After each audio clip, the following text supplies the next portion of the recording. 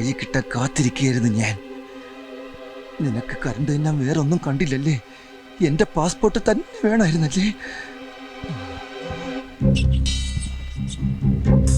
ഉണ്ണി, എന്താ അവനെവിടെ ഇരിപ്പുണ്ട്? ആര്? എലി. എന്റെ പാസ്പോർട്ട് കറണ്ട് എന്നില്ലേ? എവിടെ? ഷെൽഫിന്റെ അകത്ത്. സുന്ദര, നീ എന്തേ കാണിക്കുന്നേ? തരാടാ. എടാ, ഇപ്പൊ സിഗല്ലാവുന്ന്. സുന്ദര, പറഞ്ഞു.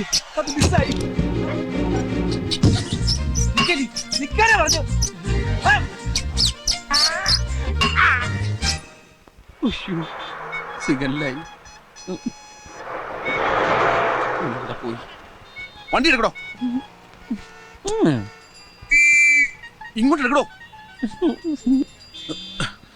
ഈശ്വര, ദേ വരുന്നു. സാറിനും കുട്ടികൾക്കെല്ലാം സുഖം തന്നെയല്ലേ? താൻ എന്തോ ഉണ്ടാക്കുവാടോ? അയ്യോ, വണ്ടി എടുത്ത് മാറ്റോ. എടുത്തു മാറ്റാൻ എനിക്ക് ആഗ്രഹമില്ലഞ്ഞിട്ടല്ല സാർ. വണ്ടി പിന്നെ ന്യൂട്രലിലാ കിടക്കണേ. ഫസ്റ്റിലിട്ട് അങ്ങോട്ട് എടുക്കടാ. അതാ സാർ പറഞ്ഞു വരുന്നത്. എന്റെ ഒരു ഫ്രണ്ട് എന്ന് വെച്ചാ അച്ഛന്റെ ഒരു അകന്ന ബന്ധുവാ. അവന്റെ പാസ്പോർട്ട് വണ്ടിയുടെ ഫസ്റ്റ് എയ്ഡ് ബോക്സിൽ വെച്ചിരുന്നു. അതൊരു എലി കരണ്ടു. ആ എലിയെ ഇപ്പൊ അവൻ കണ്ടു. അതിനെ കൊല്ലാൻ വേണ്ടി ഗിയറിന്റെ ലിവർ ഊരിക്കൊണ്ട് ഇറങ്ങി ഓടിയിരിക്കുക. അവനിപ്പോ വരും. സാർ അകത്തേക്ക് കയറിയിരിക്കേ. എന്താ വെയില്. സാറ് വല്ലാതെ കറുത്തു. വാ സാർ അകത്തേക്ക്. ഈശ്വര, വീരപ്പൻ കുറിപ്പ്. Okay sir. നീ എന്താ തമാശ കളിക്കണ? കഴിഞ്ഞ ആഴ്ച കലൂർ ബസ് സ്റ്റാൻഡിനടുത്ത് 1.5 മണിക്കൂർ ട്രാഫിക് ജാം ഉണ്ടാക്കിയത് നീലടാ. സാറിന് അങ്ങനെ തോന്നുന്നുണ്ടെങ്കിൽ ചിലപ്പോ ഞാനായിരിക്കാം. നിന്റെ അച്ഛനെ വഴിയാണ് റോഡ്. ഫസ്റ്റ് നിന്റെ കണ്ടപ്പോഴേ ഞാൻ ലാസ്റ്റ് വാണിംഗ് തന്നാണ്. ഈ പാട്ടയും കൊണ്ട് റോഡിലേക്ക് തെണ്ടാൻ ഇറങ്ങരുത്. സുന്ദരാ, നീ അങ്ങനെ സുഖിപ്പിച്ച് പുകഴ്ത്തി എന്റെ സോപ്പിടൊന്നും വേണ്ട. അതൊക്കെ എല്ലാവർക്കും അറിയാവുന്ന കാര്യമാണ് ഞാൻ സുന്ദരനാണെന്ന്. സാറിനല്ല, ഞാൻ വേറെ ആളെ വിളിച്ചതാ. വണ്ടി എടുത്ത് മാറ്റടാ തെണ്ടി. എലി മാറി കാലെ കൊണ്ടതാ. കൊല്ലും ഞാൻ. കാറിന്റെ അകത്ത് അയ്യോ, അത് വിട്ടേ. എലി എലി.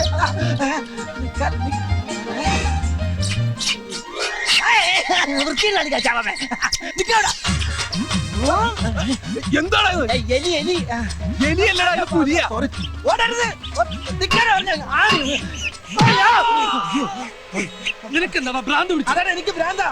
എന്റെ ജീവിതം തകർത്ത എലിയെ വകവരുത്തിട്ട് ഇനി വേറെ കാര്യമുള്ളൂ. ഈ ലിവർ കിട്ടിയിട്ട് വേണം വണ്ടി എടുക്കാൻ. ഇതേ ലിവർ കൊണ്ടുവേണം എലിയുടെ ലിവർ എനിക്കും തകർക്കാൻ. ഇത് കളക്ടറേറ്റ് റോഡാണ്. കളക്ടറേറ്റ് റോഡിൽ വെച്ച് എലിയെ കൊല്ലാൻ വേണം നിയമമുണ്ടോ? ജാം. ജാമോ? അതും അവൻ തിന്നു. ആ ജാം അല്ല, ട്രാഫിക് ജാം. നമ്മുടെ വണ്ടി മാറ്റിയിട്ട് വേണം ഈ വണ്ടികൾക്കൊക്കെ പോവാൻ. കഴിഞ്ഞ ആഴ്ച നമ്മൾ കലൂരുണ്ടാക്കിയ ട്രാഫിക് ജാമിന്റെ അത്രം പോരാ. അന്ന് നിന്റെ മോന്തയുടെ ഷേപ്പ് അടിച്ച് മാറ്റിയ സി ഐ വീരപ്പൻ കുറിപ്പാടെ കലിതുള്ളി നിൽപ്പുണ്ട്. ഇങ്ങെടുത്താ വണ്ടി മാറ്റണം. ഓ, കിട്ടി സാർ, കിട്ടി. ആരുടെ? ഇതാണ് സുന്ദരൻ. ഇവനെയാണോ സുന്ദരാന്ന് വിളിച്ചത്? വണ്ടി എടുക്കടാ. വണ്ടി ഞാൻ എടുത്തോളാം. ആരുടെ പുറകിൽ അടിച്ചത്? ആരടാ? അയ്യോ, നീയാണല്ലേ? എന്താണ് ഇത്? ഡോറ.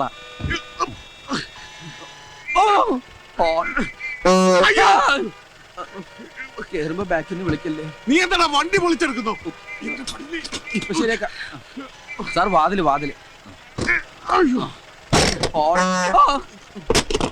വണ്ടി എടുക്കടാ. ഒന്ന് മാറണോ? എന്താടാ? വണ്ടി ഓഫായി പോയി. വണ്ടി ഓഫായി പോയി. പോയി വണ്ടി അല്ലടാ. വേഗം ചെല്ലടാ. സാറേ, അവൻ പറ്റിക്കും. തള്ളൂല. ഒന്ന് പോയി നോക്കൂ.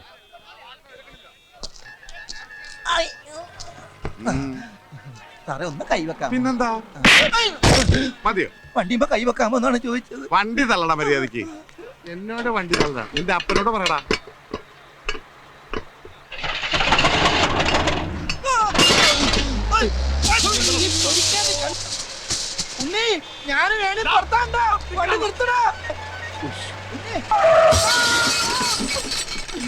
എടാ പട്ടി, പിന്നെ നിർത്തിയ എടുത്തോണ്ട് പോണ.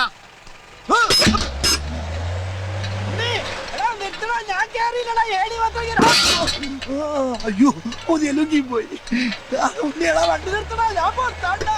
കാണിച്ചു തരാടാ. ഞാനിവിടെ കാണിച്ചോണ്ടിരിക്കണ്ട. ഹലോ എവരിബഡി, നഗരക്കാഴ്ചകൾ എന്ന ലൈവ് പ്രോഗ്രാമിലേക്ക് എല്ലാ പ്രേക്ഷകർക്കും സ്വാഗതം. പാമ്പുകൾക്ക് മാളമുണ്ട്, പറവകൾക്ക് ആകാശമുണ്ട്, മനുഷ്യപുത്രന് തലചായ്ക്കാൻ മണ്ണിൽ ഇടമില്ലെങ്കിലും ബസ്സിൽ ഇടം കണ്ടെത്താം എന്ന് തെളിയിച്ച മിസ്റ്റർ ഉണ്ണികൃഷ്ണനാണ് ഇന്നത്തെ നമ്മുടെ അതിഥി.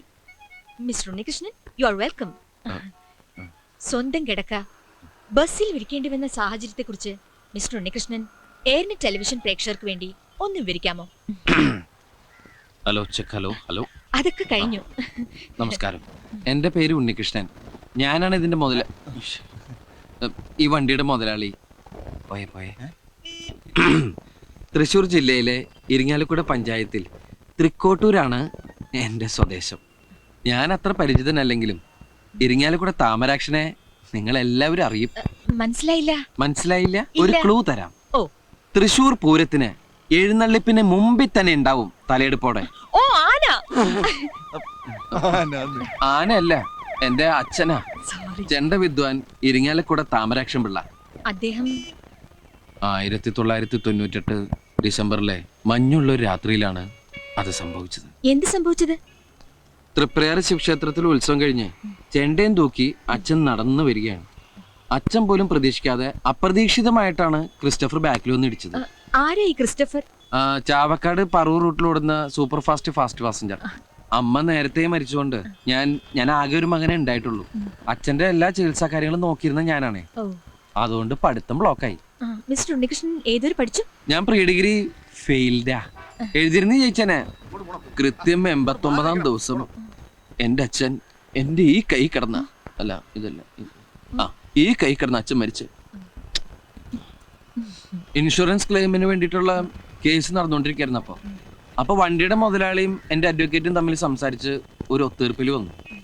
കേസ് പിൻവലിച്ചു കഴിഞ്ഞ ഒരു ബസ് തരാന്ന് പറഞ്ഞു. അപ്പൊ കുറച്ച് പണം കൈ കിട്ടിയിട്ടുണ്ടെങ്കിൽ ചെലവായി പോകുന്നു, വണ്ടിയാണെങ്കിൽ ഒരു അസറ്റായിട്ട് കയ്യിലിരിക്കുന്നു അഡ്വക്കേറ്റാ പറഞ്ഞത്. ഞാനാണെങ്കിൽ അപ്പൊ അത് സമ്മതിക്കുകയും ചെയ്തു. പിന്നീടാണ് അതിന്റെ ഒരു ചതി എനിക്ക് മനസ്സിലായത്. കിട്ടിയ വണ്ടി നേരെ ചെവ ഓടാൻ വേണ്ടിയിട്ട് ഈ ഞാൻ നേരത്തെ പറഞ്ഞില്ലേ 4 സെന്റ് 85 ലിങ്സ് പുരയിടോ, ആ പണയം വെച്ച വീട് സ്ഥലവും എനിക്ക് വിൽക്കേണ്ടി വന്നു. പിന്നീട് കിടക്കാൻ ഒരു സ്ഥലമില്ലാതായപ്പോഴാണ് എന്തുകൊണ്ട് വണ്ടി തന്നെ ഒരു വീടാക്കി കൂടാ എന്നൊരു ചിന്ത ഉണ്ടായത്. അച്ഛന്റെ പേര് തന്നെയാണ് വണ്ടിക്ക് ഇട്ടിരിക്കുന്നത്. ഇതാരാ? അച്ഛന്റെ അകന്നൊരു ബന്ധുവാ.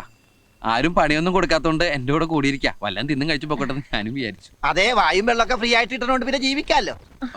എന്താ മിസ്റ്റർ ഉണ്ണികൃഷ്ണൻ ജോലി? ജോലി ഇതിനിങ്ങനെ മെച്ചെടുക്കാന്ന് പറഞ്ഞാൽ തന്നെ ഒരു വലിയ ജോലിയല്ലേ. ഞാൻ ഉദ്ദേശിച്ചത് വരുമാനത്തെ കുറിച്ചാണ്. ജീവിക്കാൻ കാശ് വേണല്ലോ. ബസ്സിന് ഡീസൽ അടിക്കണം, അതുപോലെ പിന്നെ ഇതിനധികം ഡീസലൊന്നും അടിക്കണ്ട. പാതി മുക്കാലും മാൻ പവറിലാ ഓടുന്നത്. മാൻ പവറിലോ? ഹലോ, ഈ കൈ കൊണ്ട് ഇങ്ങനെ തള്ളി തള്ളി അതാണ് ഈ മാൻ പവർ ബ്ലോക്ക് ആക്കി. അച്ഛന്റെ അകന്ന ബന്ധുവാണെങ്കിലും ആൾക്ക് തീരെ വിദ്യാഭ്യാസം വിവരമൊന്നും ഇല്ലേ. വിഡ്ഢിത്തിരെ പറയുള്ളൂ, തെണ്ടി. അത്യാവശ്യം ഓടുന്ന ബസ്സാണല്ലോ. അത്യാവശ്യത്തിന് മാത്രം ഓടാറില്ല. നന്നായിട്ട് ഓടും. നല്ല പുള്ളിങ്ങുള്ള എഞ്ചിനാ. പിന്നെ പുള്ളിക്ക് ബാക്കിലേക്ക് പോയി. നീ ബസിന്റെ ബാക്കിലേക്ക് സദ്യ നടക്കണ്ട. ഞാനും പെടട്ടടാ. ഇയാള് പെടാണ്ട് എടുക്കാൻ പറ്റുമോ? കുറച്ച് ദാരിദ്ര്യം ഫീൽ ചെയ്യുന്നില്ലേ മിസ്റ്റർ ഉണ്ണികൃഷ്ണൻ? ഒരു ഉപജീവന മാർഗമായിട്ട് ഈ വണ്ടി ഉപയോഗിക്കാമല്ലോ. ആ വഴിക്ക് എന്തെങ്കിലും ശ്രമം നടത്തിയിട്ടുണ്ടോ? ഉപജീവന മാർഗമായിട്ട് ഉപയോഗിച്ചിട്ടുണ്ടോന്ന് ചോദിച്ചാൽ ഞങ്ങൾ തീർച്ചയായിട്ടും ഉപയോഗിച്ചിട്ടുണ്ട്. അതായത് 2000 ജൂൺ മാസം 1-ാം തീയതിയാണ് ഞങ്ങൾ ഇവനെ ആദ്യമായിട്ട് ഉപയോഗിച്ചത്. അത് ഒരു ഓട്ടോ ഒപ്പിച്ചിട്ടുണ്ട്. കല്യാണ പാർട്ടിയാ. കാക്കനാടുന്ന് ആമ്പല്ലൂർ ശ്രീകൃഷ്ണസ്വാമി ക്ഷേത്രം വരെ 112 കിലോമീറ്റർ വരും. എന്നത്തേക്കാ? മറ്റന്നാളോ? പെട്ടെന്നായോ? മടത്തിപ്പറമ്പ് ട്രാവൽസിനെ ഒരു ബുക്ക് ചെയ്തിരുന്നത്. ഞാനത് വെട്ടി. റേറ്റ് എത്ര പറഞ്ഞു? 1200 ഞാനങ്ങ് ഉറപ്പിച്ചു. 1200 രൂപ. മറ്റുള്ള വണ്ടിക്കാര് റിട്ടേൺ അടക്കം 2500 രൂപ വാങ്ങുന്നുണ്ട്. എടാ, അമേരിക്കയും സൊമാലിയും തമ്മിൽ ഒരുപാട് വ്യത്യാസമുണ്ട്, അറിയോ? മനസ്സിലായില്ല. എടാ, 2500 രൂപ നല്ല ലക്ഷറി കോച്ച് കിട്ടും.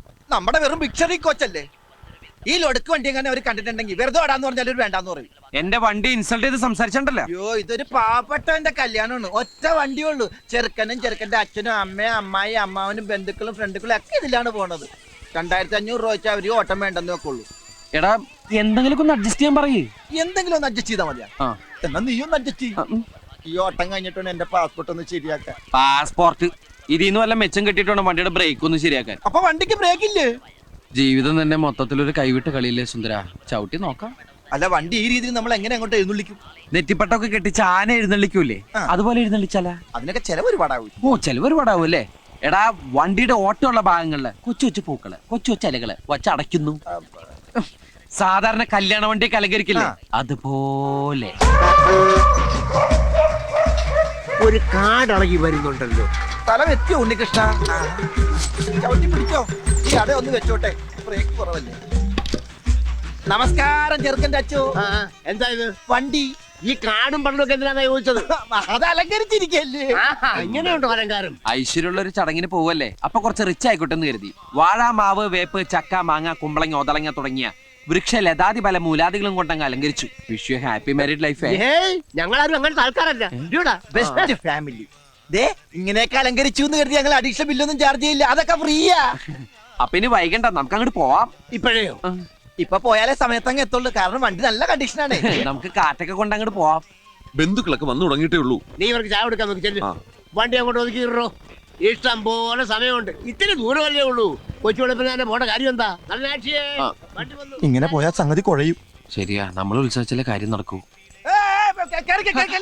ഇഡലിയും ചായയും. ഇഡലി ചായ ഓൺ ദ വേല നിർത്തിയെടുത്ത് മേടിച്ചാ കേറിക്കോ. എല്ലാവരും കേറിക്കോളൂ.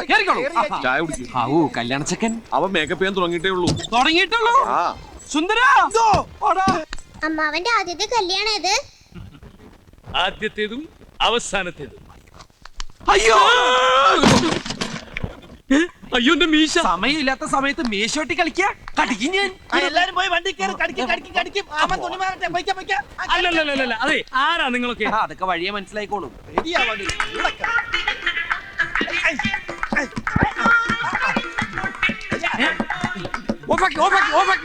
എന്താ നിങ്ങൾ എന്നെ കളിയാക്കാണ്? ഞങ്ങളല്ലല്ലോ, ആകാശവാണി തൃശ്ശൂർ തിരുവനന്തപുരം ആലപ്പുഴക്കാരല്ലേ. അവര് പറഞ്ഞു സമയം കളയത് ഇയാളെ സുന്ദരനാക്കോ. സുന്ദര സുന്ദര അനങ്ങാതിരുന്നോ. ഇന്ന് ഈ മീശമ ഞാനൊരു താജ്മഹാള് പണിയും. അനങ്ങിയാലത് കുത്തം മീനാറാകും. അടി ഉമ്മാക്കാൻ നോക്കണം, അതൊക്കെ രാത്രിയില്. ഫാനില്ല.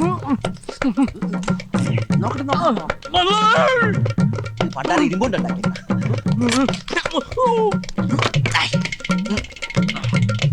ഷർട്ടെടുക്ക്.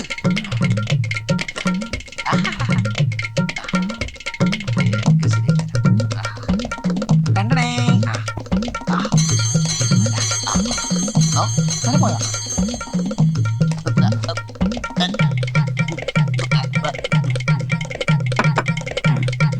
പിന്നെയും പെറ്റിക്കോട്ടായ.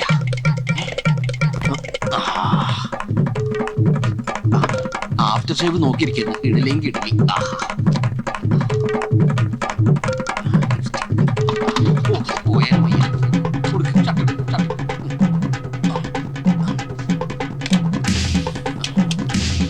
പെട്ടെന്ന് പുറത്തില്ല, ഉടുപ്പിക്കും. അതോട് മാറ്റി ഉടുപ്പിച്ചു. ആഹാ മുടുക്കനായിപ്പ. സൂക്ഷിച്ച്. ഇതേതാ? ആരാ ഇവൻ? എവനൊന്നും വണ്ടിയൊക്കെ നോക്കുകയാണ്. അയ്യോ, അമ്മാവന്റെ മോനാ കല്യാണ ചെക്കൻ. എവനെന്ത് പറ്റി? അയ്യോ ഒന്നും പറ്റിയതല്ല, ഇത് പുതിയ സ്റ്റൈലാ. പുതിയ ഫ്ലാഷ്. ഇപ്പോഴത്തെ പിള്ളേരുടെ ഓരോരോ കാര്യങ്ങള് കൊള്ളാവണ മക്കളെ. സമയം കളാതെ അകത്തേക്ക് കയറാം. സമയമൊന്നും ആയിട്ടില്ല. രാഹുകാലം കഴിയാതെ കേറുന്ന പ്രശ്നമില്ല. ഓ, എന്തോന്ന് രാഘുവാനം. ഒന്നുമില്ല, നമ്മളൊക്കെ പിള്ളേരില്ലേ. അല്ല, നമുക്കൊക്കെ പിള്ളേരില്ലെന്ന് ഒറ്റ അടി വെച്ചിരിഞ്ഞ എല്ലാവരും കേറിയിരിക്കുക. കേറിയവരൊക്കെ അവിടെ ഇരിക്കും. രാഹുകാലം കഴിയാൻ ഞാനും എന്റെ മോനും കേറുന്ന പ്രശ്നമില്ല. എടാ, എന്റെ കല്യാണത്തിൽ ഒരു രാഹുകാലം കഴിയാൻ ഞാൻ ഇറങ്ങിയിട്ടില്ല. വെറുതെ അല്ല, ഭാര്യ ഇടിവെട്ടേറ്റ് മരിച്ചു. കല്യാണത്തിനല്ലേ, എല്ലു പിടിക്കല്ലല്ലോ കൊണ്ടുപോകുന്നേ. അല്ല മണവാളം കേറില്ലേ? എടോ, ഒരു നല്ല കാര്യത്തിന് മുമ്പ് വണ്ടി മുമ്പോട്ട് എടുക്കണ്ടേ? താൻ ആദ്യം വണ്ടി തിരിക്കി, എന്നിട്ട് ഞാൻ കേറാം. അല്ല വണ്ടി തിരിക്കാം, അവിടെ നിന്ന് മാറിയിക്ക്. എടോ, താൻ വണ്ടി എടുക്കടോ. വണ്ടി എടുക്കാം അവിടെ. എടോ, വണ്ടി എടുക്കാൻ. എന്റെ അമ്മോ.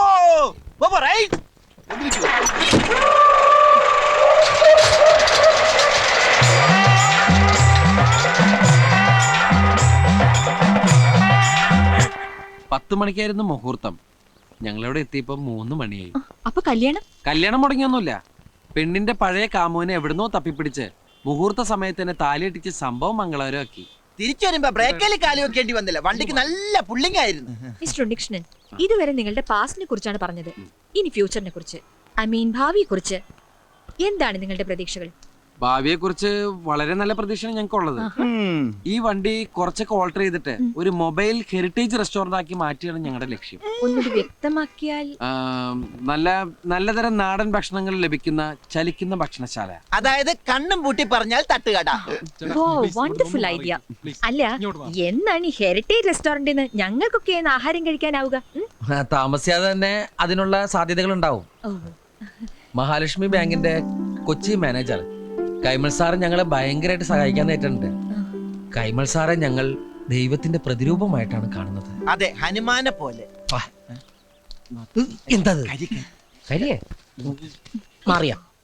All the best for your dream project mister Unnikrishnan. പിന്നെ മിസ്റ്റർ ഉണ്ണികൃഷ്ണൻ, നിങ്ങളുടെ ഈ ബസ് ഇന്ന് സിറ്റിയിൽ ഒരു സംസാര വിഷയമായിരിക്കുകയാണല്ലോ. അതിനെ കുറിച്ച് എന്തെങ്കിലും സിസ്റ്ററെ എവിടെ ഞങ്ങളുടെ ഈ ബസ് ഉണ്ടോ അവിടെയൊക്കെ ട്രാഫിക് ജാം ഉണ്ടായിരിക്കും ലൗനെ. അത് ഞങ്ങളുടെ കുഴപ്പം കൊണ്ടല്ല. എന്നെ മനഃപൂർവ്വം കരിവാരിത്തേക്കാൻ കുറച്ച് ആൾക്കാർ ഇറങ്ങിയിരിക്കുകയാണ്. സത്യം പറയണമല്ലോ, ഇവിടെ ട്രാഫിക് ബ്ലോക്ക് ഉണ്ടാക്കുന്നത് ആരാണ്? ഇവിടുത്തെ ട്രാഫിക് പോലീസുകാരാണ്.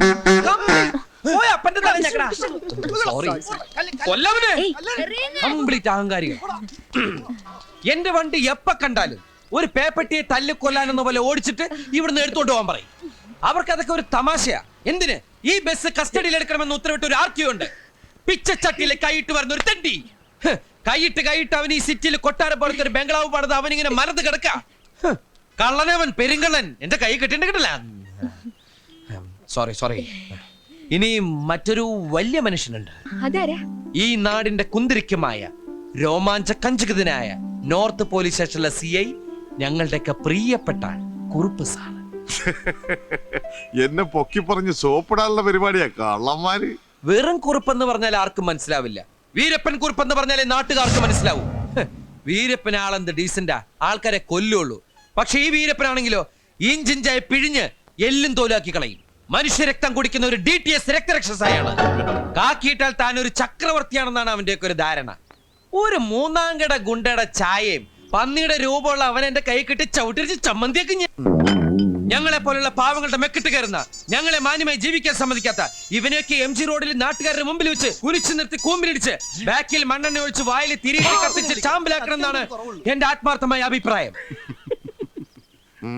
ഈ നാട് നന്നാവണമെങ്കിൽ ആദ്യം ഭരണവർഗം നന്നാവണം, പിന്നെ പോലീസുകാർ നന്നാവണം. സോറി മിസ്റ്റർ നോ സോറി, ഞാൻ സമ്മതിക്കില്ല. നമുക്ക് അനുവദിച്ചിരിക്കുന്ന സമയം കഴിഞ്ഞിരിക്കുന്നു. അതൊന്നും പറഞ്ഞാൽ പറ്റില്ല. എനിക്ക് കുറെ നേരം സംസാരിക്കാൻ. നിങ്ങൾ മെഗാ സീരിയലായിട്ട് ടെലികാസ്റ്റ് ചെയ്തോളൂ. ഓ നോ മിസ്റ്റർ ഉണ്ണികൃഷ്ണൻ, നിങ്ങളുടെ ഫീലിംഗ്സ് എനിക്ക് മനസ്സിലാവും. But time is over. I am sorry. കഴിഞ്ഞു മിസ്റ്റർ ഉണ്ണികൃഷ്ണൻ. താങ്കളുടെ വിലയേറിയ സമയത്തിന്റെ ഒരു ഭാഗം നഗരക്കാഴ്ചകൾ എന്ന ലൈവ് പ്രോഗ്രാമിന് വേണ്ടി ചെലവഴിച്ചതിൽ എയർനെറ്റിന്റെ പ്രേക്ഷകർക്ക് വേണ്ടി ഞാൻ നന്ദി പറയുന്നു. Thank you very much.